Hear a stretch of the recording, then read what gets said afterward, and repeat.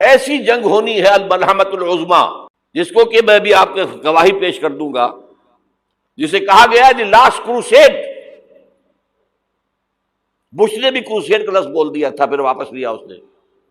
نکل جاتی ہے جس کے منہ سے سچی بات مستی میں، فقیہ مصلحت بین سے وہ رندے بادہ خار اچھا، کروسیڈ کہہ کر پھر واپس لیا۔ یہ کروسیڈ، اس کے اوپر جس قدر نقصان ہونا ہے عربوں کا، گریٹر اسرائیل بنے گا، یہ عراق، شام، اردن، سعودی عرب کا کچھ شمالی علاقہ، ترکی کا جنوبی علاقہ، مصر کا صحرائے سینا، اور اس کے ساتھ ہی جو بہترین اس کا زرخیز ترین علاقہ ڈیلٹا آف نائل، یہ سب یہودیوں کے قبضے میں جائیں گے۔ اس کو حدیث میں کہا گیا الملحمۃ العظما۔ عیسائی 80 علم لے کر اے مسلمانوں تم پر حملہ آور ہوں گے، اور ہر علم کے نیچے 12,000 فوج ہوگی، 9.5 لاکھ فوج۔ یہ نیٹو کی تیاری کس کے لیے ہو رہی ہے؟ جب یو ایس ایس آر کا خاتمہ ہوا تو پوچھا گیا تھا نیٹو چیف سے، اب کس لیے؟ تمہارا وہ دشمن تو ختم ہو گیا، اب ہمیں اسلامک فنڈامنٹلزم سے نمٹنا ہے۔ وہ جانتے ہیں خطرہ یہی ہے، اب اسلام ابھر سکتا ہے، مسلمانوں کے سینوں کے اندر وہ آگ ہے، اوپر خاکستر آ گیا ہے، تم پہ اٹھانا بیٹھنا، یہ اندر تو انگارہ ہے، اوپر سے راکھ ہے، اس سے دھوکہ نہ کھا جانا ان کے دلوں کے اندر۔ اور بش نے کہا تھا مسلمان چاہتے ہیں کہ ہسپانیہ سے لے کر انڈونیشیا تک نظام خلافت قائم کریں، اور میں حیران ہوا تھا کہ اس کمبخت کو ہسپانیہ کا خیال کیسے آ گیا؟ ہمیں تو کبھی آتا ہی نہیں، اب ہم تو بھول گئے، وہ تو 500 برس پرانی بات ہے جبکہ وہاں سے ہمیں نکال دیا گیا تھا۔ اگرچہ اقبال نے کہا تھا ہے ارض فلسطین پہ یہودی کا اگر حق، ہسپانیہ پر حق نہیں کیوں اہل عرب کا؟ ہسپانیہ میں تو 800 سال حکومت کی مسلمانوں نے، اور ابھی 500 برس سے گزرے ہیں نا۔ یہودی تو ارض مقدس سے 2000 سال نکالے گئے، انہیں لا کے آباد کیا گیا، عربوں کے سینے میں خنجر بھونک دیا گیا۔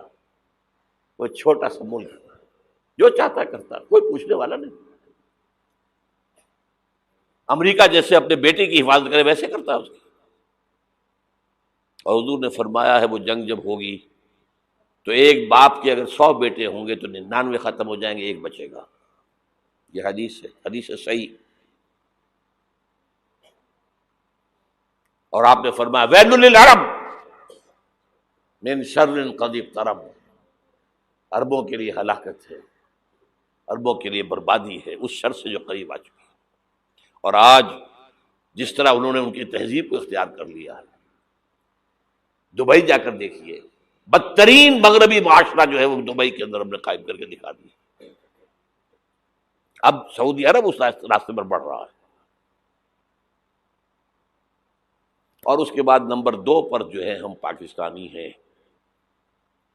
لیکن میں اس کے وہ پہلی بات جو کہہ رہا ہوں وہ تو یقینی ہے، اس میں تو احادیث صحیحہ موجود ہے۔ اگرچہ اس کے بعد پانسا پلٹے گا، پھر حضرت مہدی کا ظہور ہوگا، حضرت عیسیٰ کا نزول ہوگا، اور وہ گریٹر اسرائیل گریٹر گریو یارڈ بنے گا یہودیوں کا، ایک ایک یہودی قتل ہوگا اور دفن ہوگا۔ یہ بات میں ہونا ہے، میں پہلی بات برس کر رہا ہوں۔ وہ پانسا پلٹے گا جب پلٹے گا، ابھی جو سامنے ہے وہ کیا ہے؟ جس ملحمۃ العظما کہا حضور نے، جسے آرمگیڈون کہتے ہیں عیسائی۔ آرمگیڈون کی اگر کہیں جا کر آپ دیکھیں گے، آپ ڈکشنری میں مانی تو کیا لکھا ہے؟ A very big war which will be fought between the forces of evil and good before the end of this world. اس دنیا کے خاتمے سے پہلے خیر اور شر کی قوتوں کے درمیان بہت بڑی جنگ ہوگی۔ ارمجدون اسے کہتے ہیں عربی میں، اور آرمگیڈون اسے کہتے ہیں انگریزی کے اندر، اور یہ بائبل کی آخری کتاب کے اندر ہے، جو اس میں کہ مکاشفات یوحنا، ریویلیشنز آف سینٹ جان۔ یہ تو میں کہہ رہا ہوں یقین کے ساتھ، اور زیادہ دور نہیں ہے، آیا چاہتا ہوں اس لیے کہ یہودیوں کا اور عیسائی جو کنزرویٹوز ہیں، نیو کنزرویٹوز، ان کا 5 نکاتی ایجنڈا ہے متفق علیہ، جس کے تحت کہ یہ جنگ صلیبی شروع کی گئی ہے. وہ سن لیجئے آپ. آرمیگیڈون نمبر 1، گریٹر اسرائیل قائم ہو جانا اس کے نتیجے میں نمبر 2، مسجد اقصی اور قبۃ الصغریٰ کو گرانا نمبر 3، وہاں تھرڈ ٹیمپل، وہ مسجد جو حضرت سلیمان نے بنائی تھی 1000 قبل مسیح میں، پھر برباد کی تھی نبوکدنضر نے، دوبارہ بنائی گئی، پھر دوبارہ ختم ہوئی 70 عیسوی تک گری پڑی ہے. ان کا خانہ کعبہ گرا ہوا ہے 70 عیسوی سے لے کر آج تک. ایک دیوار ہے ویلنگ وال، جہاں جاتے ہیں، روتے ہیں، پیٹتے ہیں، ماتم کرتے ہیں، وہاں وہ بنے گا تھرڈ ٹیمپل. اور نمبر 4، اس میں لا کر رکھا جائے گا تخت حضرت داؤد کا. یہ تخت کہاں ہے اس وقت؟ یہ لندن شریف کے اندر جو ان کی پارلیمنٹ کا جو چرچ ہے، ویسٹ منسٹر ایبے، اس میں رکھا ہوا ہے. ایک پتھر تھا جس پر بٹھا کر حضرت داؤد کی تاج پوشی ہوئی، پھر حضرت سلیمان کی ہوئی، پھر وہ پتھر رکھ دیا گیا جب حضرت سلیمان نے بنایا ہیکل مسجد اقصی، وہاں رہا وہ. ہر بادشاہ جو تھا یہودی اسی کے اوپر بٹھا کر اس کی تاج پوشی ہوتی تھی. سن 70 میں ٹائٹس نے گرایا اسے، ہیکل کو، وہ پتھر لے گیا، وہاں سے روم گیا، روم سے آئرلینڈ گیا، آئرلینڈ سے اسکاٹ لینڈ آیا، اسکاٹ لینڈ سے انگلینڈ آیا، اور اب وہ رکھا ہوا ہے 14ویں صدی عیسوی سے آج تک. وہ ویسٹ منسٹر ایبے میں رکھا ہوا، ایک کرسی کی سیٹ میں اسے بنا دیا گیا ہے تخت کی شکل میں. اب انگریزوں میں کوئی ملکہ ہو، کوئی بادشاہ ہو جس کی بھی تاج پوشی ہونی اس میں ہوتی. یہ لا کر رکھا جائے گا تھرڈ ٹیمپل میں، اور اس پر یہودیوں کے خیال کے مطابق ان کا مسیحا آئے گا جو مسیح دجال ہوگا. عیسائیوں کے خیال کے مطابق حضرت عیسیٰ آئیں گے، وہ ہمارا بھی خیال ہے حضرت عیسیٰ آئیں گے علیہ السلام. بہرحال یہ تو بات کی باتیں ہیں نا. اس وقت جو میں عرض کر رہا ہوں، عربوں پر بہت بڑا عذاب، اور پاکستان کا معاملہ البتہ یہ ہے، میں یقین سے نہیں کہہ سکتا. ہینگنگ ان دی بیلنس، ہو سکتا ہے اللہ تعالی ہم پر رحم فرمائے، ہو سکتا ہے، اگرچہ اس کی کچھ شرائط ہوں گی.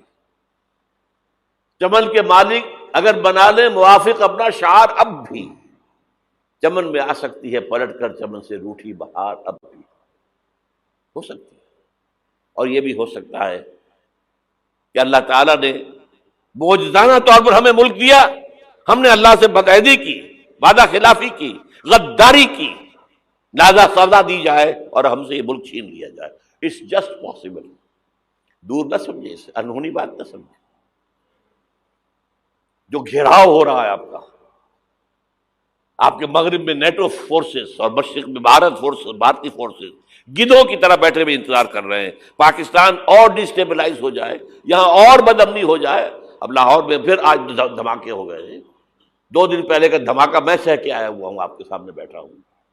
وہ جانیں بچی ہیں جو ہماری اکیڈمی کا حشر ہوا، میں آپ کو نہیں بتا سکتا. یہ سارا کیوں ہو رہا ہے؟ تاکہ یہاں بدامنی ہو جائے اور ہمیں جواز مل جائے. مغرب سے نیٹو فورسز داخل ہو جائیں، مشرق سے بھارتی فورسز آ جائیں، اور ہمارے ایٹمی دانت توڑ کر اور پھر ہمیں بھارت کے سامنے ڈال دیا جائے. Now do as you like. یہ ان کا نقشہ ہے. ہوگا کیا وہ اللہ جانتا ہے، ہوگا وہ جو اللہ چاہے. لیکن اللہ کا چاہنا جو ہے وہ کس پر منحصر ہے؟ یہاں انقلاب برپا کرو، یہاں اسلام لاؤ. اگر دھندوں میں لگے رہو گے تو وہ خود بخود نہیں آ جائے گا انقلاب. صحابہ نے جانیں دی تھی، کتنی تکلیفیں اٹھائی تھی. 12 برس تک مکی دور کے اندر با نشہ درویشی در ساز و دمادم زن، جو پختہ شبی خدرا بر سلطنت جم سن. یوم طائف یاد ہے جو حضرت عائشہ فرماتی ہے کہ میں نے پوچھا تھا حضور سے کہ یوم احد سے زیادہ سختی بھی آپ پر کبھی آئی؟ یوم احد پر کیا ہوا تھا؟ تلوار کا وار پڑا تھا آپ کے چہرہ مبارک. یہ جو رخسار کی ہڈی ہے اس کے اندر وار گیا ہے. اوپر خود کی 2 کڑیاں تھیں، وہ اس میں گھس گئیں، 2 دندان مبارک شہید ہوئے۔ وہ خود کی کڑیاں ایک صحابی نے اپنے دانتوں سے پکڑ کے کھینچنے کی کوشش کی، دانت نکل گئے، وہ نہیں نکلی۔ کیا جتن کر کے نکالی گئی ہوگی تو خون کا فوارہ آیا، اتنا خون گیا ہے کہ آپ بے ہوش ہو گئے، گر گئے، اور مشہور یہ ہو گیا کہ آپ کا تو انتقال ہو گیا، شہادت ہو گئی۔ یہ سیرت کبھی پڑھی ہے؟ حضرت عائشہ کے ہوش کا تو یہی دور تھا نا، یوم طائف میں تو آپ کی کیا تھی، بچی تھی، انہیں کیا پتا کیا ہو رہا ہے حضور کے ساتھ۔ 3 دن تک حضور مکے کی گلیاں اور وہاں کے اوباش لوگ پتھراؤ کر رہے، گئے تھے اس امید میں کہ شاید وہاں کا کوئی سردار ایمان لے آئے، تو یہاں تو ابو طالب بھی فوت ہو گئے، یہی دنیاوی سہارا تھا، خاندانی سہارا تھا ابو طالب کے ذریعے، اور گھر میں ایک دلجوئی کرنے والی رفیقہ حیات تھی، وہ بھی، ان کا بھی انتقال ہو گیا۔ آپ نے کہا یہ عام الحزن ہے، اب تو سب کو طے ہو گیا قریش کو کہ اب جیسے قتل کر دو ان کو، اسی لیے آپ گئے طائف، شاید وہاں کا کوئی بڑا سردار مانے، ایمان لے آئے مجھ پر، تو میں اپنا مرکز ادھر شفٹ کر دوں۔ تینوں سے ملے ہیں، تینوں نے وہ جواب دیے ہیں، نکل جاؤ یہاں سے، میں تمہارے ساتھ بات بھی کرنے کو تیار نہیں۔ اچھا، تمہارے سوا کوئی نہیں ملا تھا اللہ کو نبی بنا کر بھیجنے کے لیے؟ دیکھو جاؤ، میں بات نہیں کرنا چاہتا، ہو سکتا ہے میں بے عزتی کر بیٹھوں، اور واقعی تم اللہ کے نبی ہو تو میں مارا جاؤں گا، جاؤ۔